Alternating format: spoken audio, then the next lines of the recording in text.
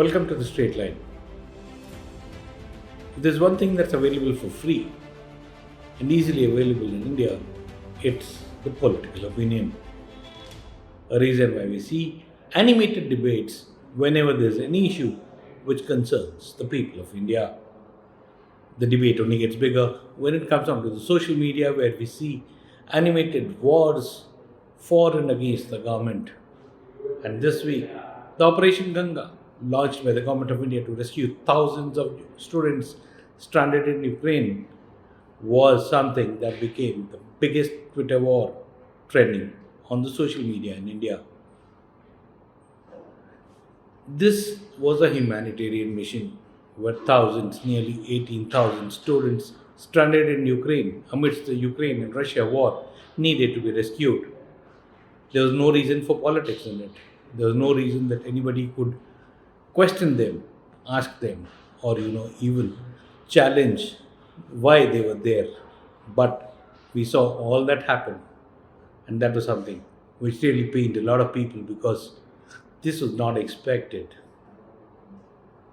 The tragic death of Naveen and Chandan Jindal from Punjab was something that shocked the conscience of India, as the entire country was looking forward to safe rescue and escape of these over 18,000 medical students who were studying in the different universities of Ukraine to come back safely.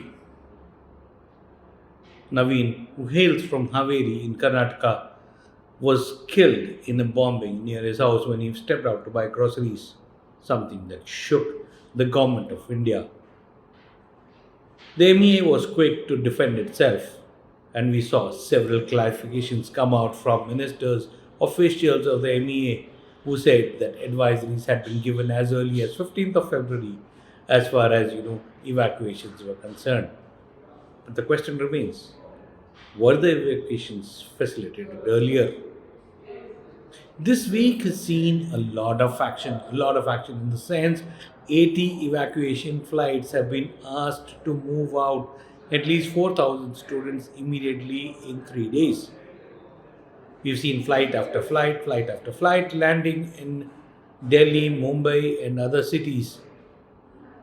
And most beautifully, they were all greeted by union ministers who had been deputed to go and showcase themselves in a drill to acknowledge that the government of India had played a key role in rescuing them aboard the Indian Air Force, the Spice Jet, and the Air India flights.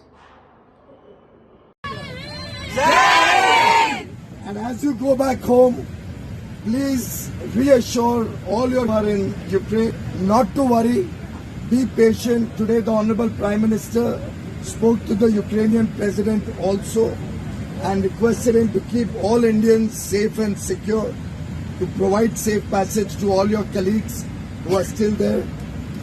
The Russians have also promised to help evacuate all our Indian nationals. It looked very stereotyped, custom made, where there was an element of humor which every minister who welcomed these students was trying to add. But was it needed? Is the optics necessary? People are asking whether it was the UP elections which forced these optics to change things. India has seen several evacuations in the past, but none had such big optics attached to it. The most interesting aspect which came out in this entire element was the debate which has been raging on the social media, where the government, especially the MEA, failed in this evacuation process. MEA officials were quick to wash off their hands by saying that 15th of February, the first evacuation alert had been given and people were asked to move out. The fact is, this was much later than when most of the Western nations had asked their citizens to move out of Ukraine as early as January. Why was it not followed up or taken seriously? There's a chronology which has been given, but the chronology does not show the intensity till 20th of February when things were getting out of control. The students, in first place, were left to fend for themselves, asked to walk Imagine a student having to walk from Kharkiv. Parents of students who are stranded over there still are asking, why did not the MEA act in January when other countries were moving their students out of Ukraine? Why did they have to wait till the matter reached a brink? The answers for this may never come, but the most ridiculous answer that one got and really shocked the conscience of the entire country was from Prahlad Joshi. The comment that he made about these students, that 90% of them would not even clear the NEET exam in India, as we have discussed in our earlier episode also, and said that the big difference being the fact that the private quota seats in India are at 1 crore plus if one has to study medicine. But the fact is, how many of them could have afforded that 1 crore plus seat in India? The warnings that had been given, one of the things that everybody is missing out is that there were no flights. The only flight which was coming from Kiev to Delhi was thrice a week and were overbooked with very high fares, and most of the students could not afford these flights until unless the time came when they had to step in and ask for help.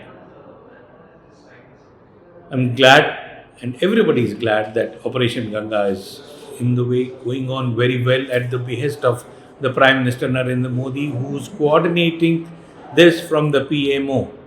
Of Sumi State University is the 10th day of war. Today we got a news that Russia has announced ceasefire to open humanitarian corridor for two cities. One of them is Mariupol, which is 600 kilometers away from Sumi. Since morning we are constantly listening to bombarding, shelling, street fights. We are afraid, we have awaited a lot and we cannot wait anymore. We are risking our life, we are moving towards border. If anything happens to us, all the responsibility will be for government and Indian embassy. If anything happened to us, to anyone, Mission Ganga will be your biggest failure. Like many times in the past, the mainstream media was again caught on the wrong foot, this time trying to defend the government when it was indefensible. The news reports coming from several Indian, especially Hindi channels, was something that misguided a lot of people. That all is well as far as Ukraine is concerned and the students were safe. Something that was questioned on air even by the students or their families on the social media. The question once again everybody is asking of the media is, report the truth. Do not get into defending the government where it could not have been defended. Reporter after reporter was trying to justify and explain the steps taken by the government of India and trying to lay the blame on several students. An interesting aspect also came out when one reporter of a national television channel made an appeal standing in the Kharkiv square asking students to reach out to him as he would help them. My dear friend, this is not airlift and you are not Akshay Kumar, who could have airlifted these students from there, Kharkiv to New Delhi.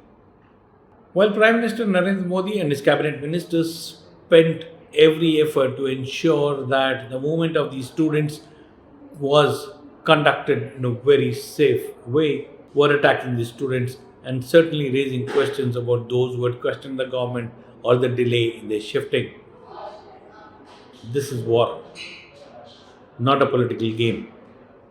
Though there may be UP elections which are going on around beside at the same time, what one cannot miss the fact that every human life is important, and this is something where the entire Indian community needs to stand together to fight and ensure the safety of these students who need to be brought back home before the war escalates. The intervention by the Prime Minister was certainly appreciable by the fact that he could ensure that windows were taken to ensure these students. As we sign off from one more episode of the Straight Line, we just hope that every student who's there in Ukraine comes back safely home and reunites with his family. This is Vijay signing off for the Straight Line.